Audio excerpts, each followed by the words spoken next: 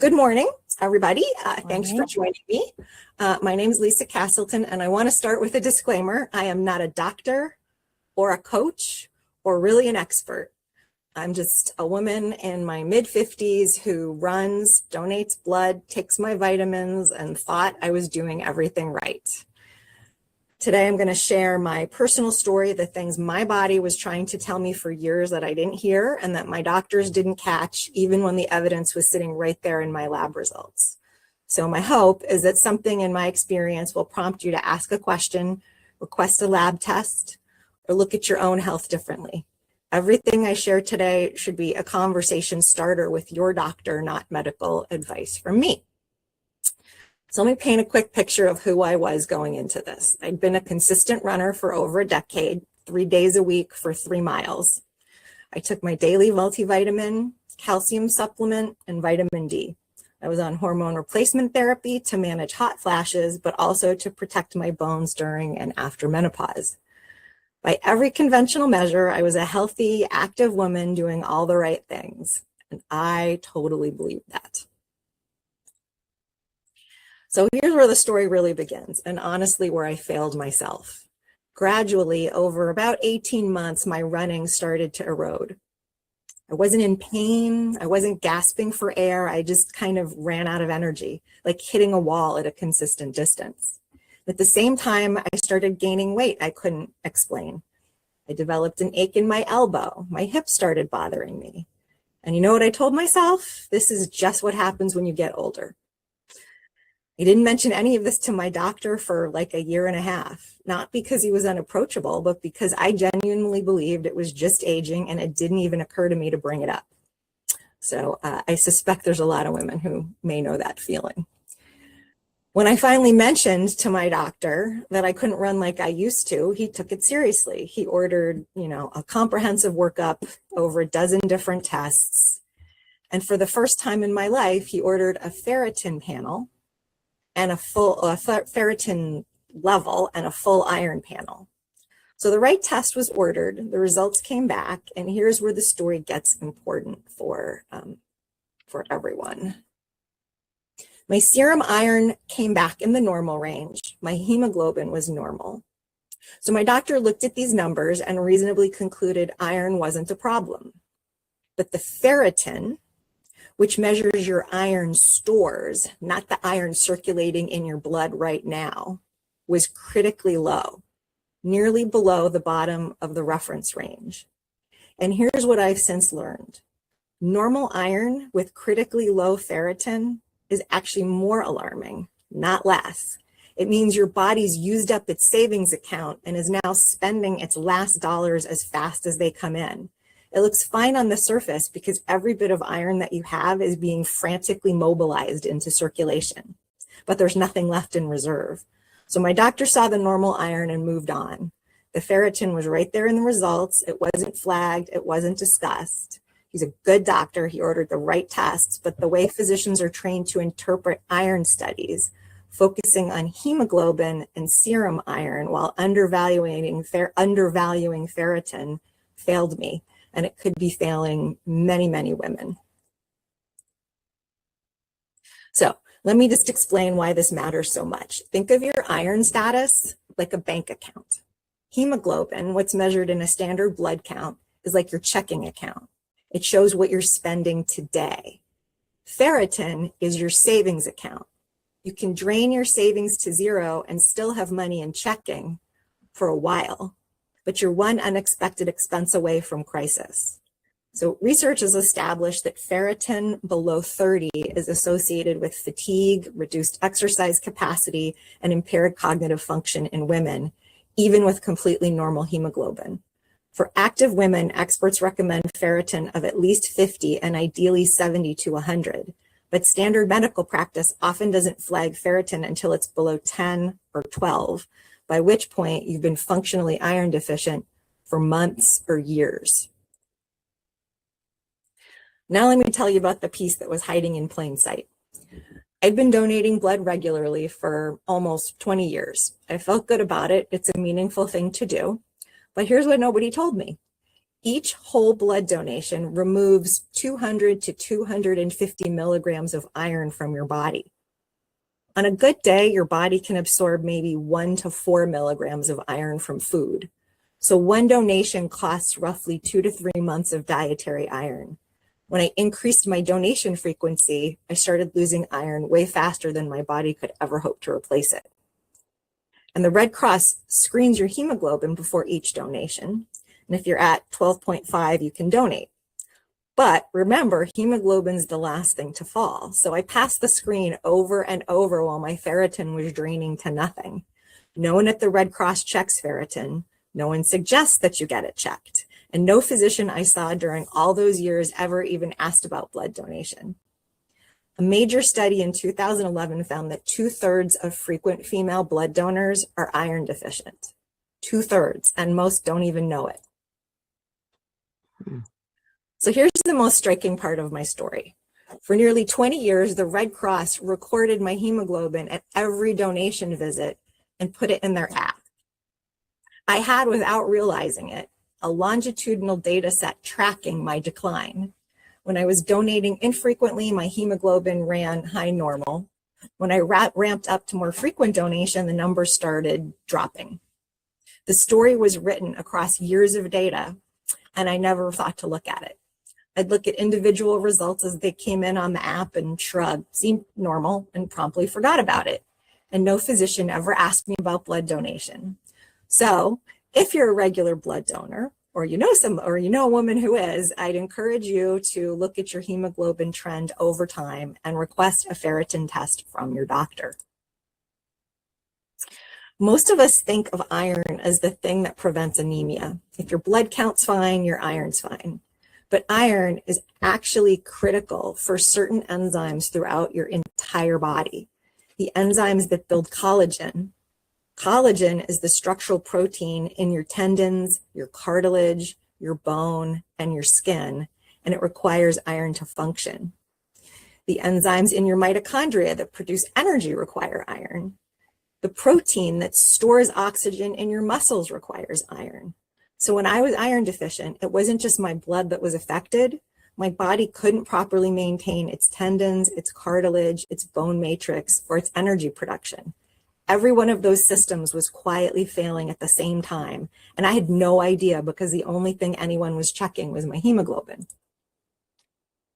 So this is what it looks like from the inside.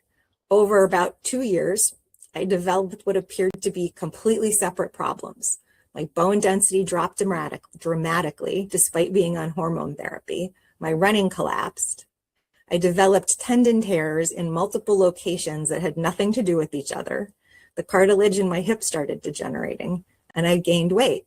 It never occurred to me that they were connected, and it never occurred to my doctors either. It took months of my own research to understand that one single deficiency, iron, could explain all of it. The collagen in my tendons, my cartilage, and my bone matrix all require the same iron-dependent enzymes to be built and maintained. So when the iron ran out, everything that depends on collagen started failing at once. It just looked like separate problems. So this was my wake-up call, and I think my doctors too. When my bone density scan came back, my hip had lost bone at several times the expected rate, and I was on hormone therapy, which was supposed to prevent that. I was doing most of the things the textbooks say to do: hormone replacement therapy, calcium, vitamin D, and my bones were still dissolving. And what I've learned is that 30% of 30% of your bones are 30% collagen by weight. So it's the scaffolding that the calcium deposits onto. So if you can't make collagen because you're iron deficient, you can pour all the calcium that you want into your body and your bones will still be weak. I was building a house without framing and then wondering why the walls kept falling down. Then came another surprise. As part of a cardiac screening, I had a coronary calcium scan, which is a CT scan that measures the plaque in your coronary arteries. And mine showed significant calcification despite having truly excellent cholesterol numbers and no traditional risk factors. So where did this arterial plaque come from? Well, there's emerging research that points to something called the calcification paradox, which is a term that's used to describe a phenomenon that researchers have been seeing for decades.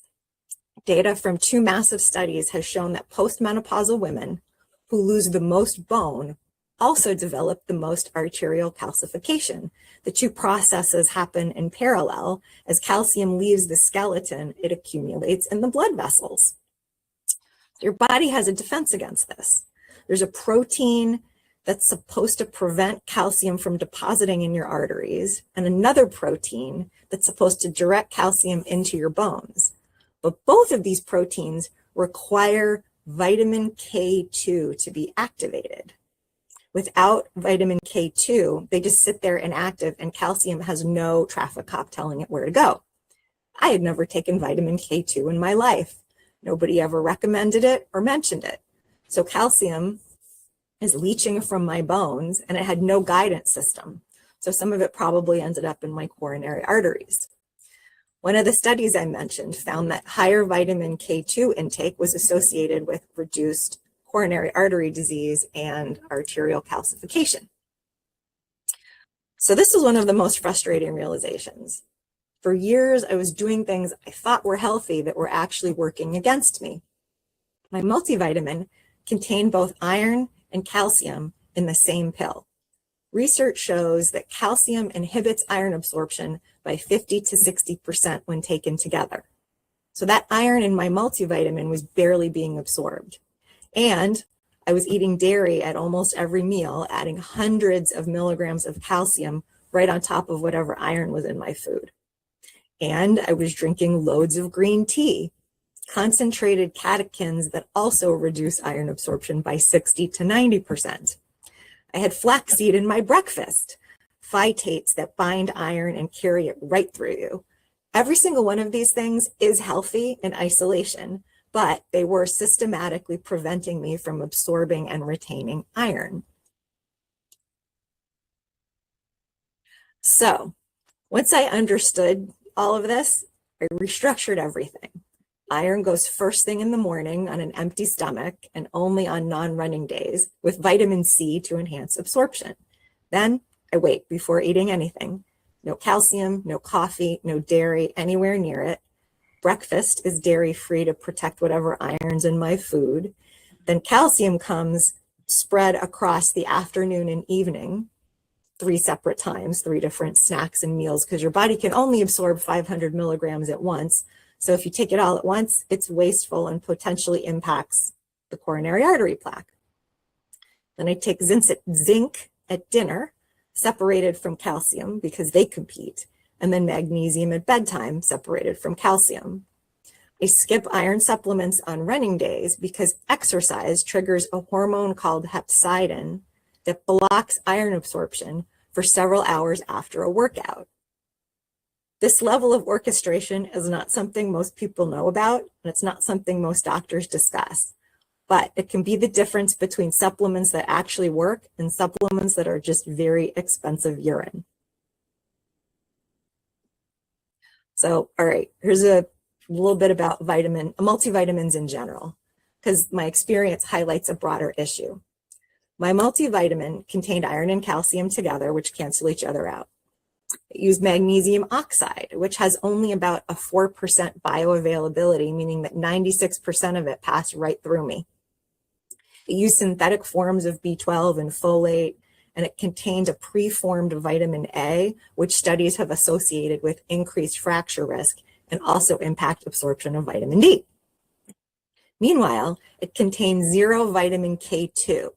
It had vitamin K, but that was vitamin K1, not K2, which is apparently totally different.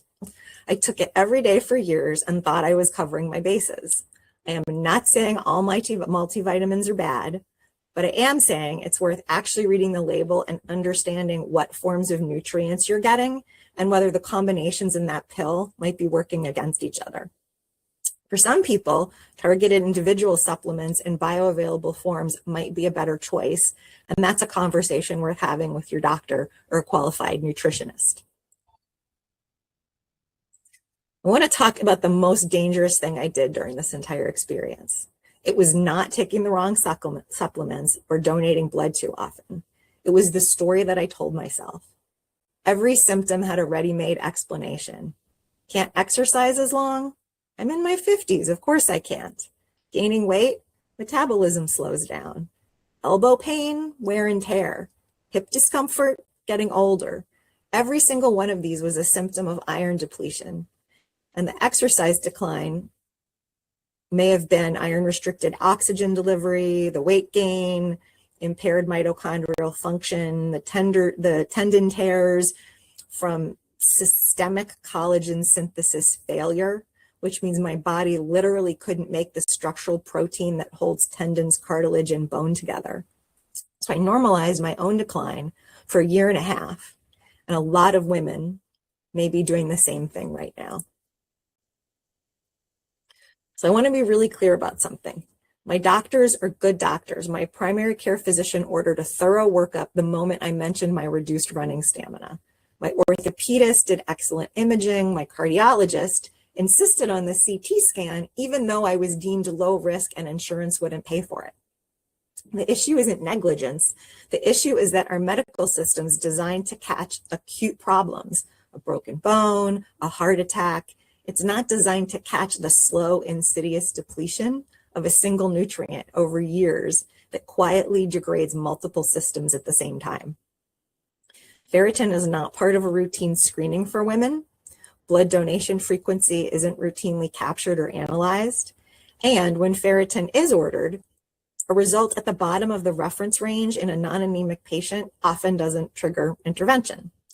And no single specialist has the bandwidth to connect a torn elbow tendon, a degenerating hip, declining bone density, and exercise intolerance into one underlying cause. That connection had to come from me. Wait a minute, did I skip one? Hold on. Nope. Okay. If there's one thing I want you to take away from today, it's this. You have more power over your health trajectory than you think, but only if you engage with your own information. My blood donation history became one of the most important diagnostic tools in my case, but I didn't know it had value. I had years of hemoglobin measurements showing a gradual decline, but I was only looking at the individual results, so I didn't notice. I knew as I was experiencing a progressive loss of running capacity, and I called it aging. I gained weight and told myself it was menopause. The pattern was there, I just wasn't looking at it. You are the only person who sees all of your symptoms across all your doctors over the full span of your life. Your gynecologist doesn't know about your elbow. Your orthopedist doesn't know about your ferritin. Your primary care doctor may not know how often you donate blood. Only you can see the whole picture, and sometimes only you can connect the dots. So I want to leave you with 5 concrete things you can do, not someday, but this month. First, ask your doctor to check your ferritin, not a CBC, not serum iron alone, ferritin. If you're active, if you donate blood, if you have or recently had periods, this number matters enormously and it's almost never checked. Second, ask about vitamin K2, especially if you're already taking calcium and vitamin D. Those 3 work as a team, and K2 is almost always the missing member.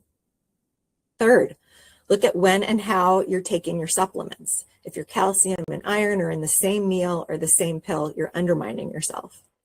Fourth, actually read the label on your multivitamin. You might be surprised by what's in there and what form it's in. And fifth, and this is the most important one, stop telling yourself that the changes you're feeling are just age. They might be, but they also might be a treatable condition that no one is looking for because you haven't asked. Tell your doctor, bring your data, request the labs, and be your own advocate. I waited a year and a half to say something. You don't have to. I just want to close by telling you where I am right now. I stopped donating blood, which was emotionally difficult because it's something I valued, but it was the biggest driver of my iron depletion. I restructured my entire supplement protocol to eliminate absorption conflicts. I added vitamin K2, and I started medication for my bones, expanded my exercise program to include strength training. My iron levels are climbing. In fact, they doubled in 8 weeks, and I'm on track to hitting my target in August.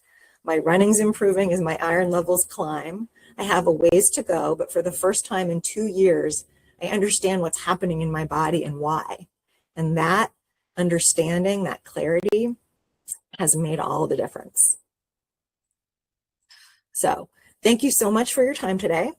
I'm happy to take questions. And again, everything I shared is my personal experience and what I've learned from my own research into it. Use it as a starting point with your own healthcare providers, not as medical advice.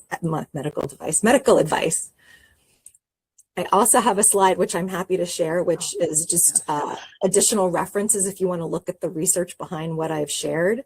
It's peer-reviewed studies published in major medical journals, and they're a little technical, but your doctor might find them useful as conversation starters as well.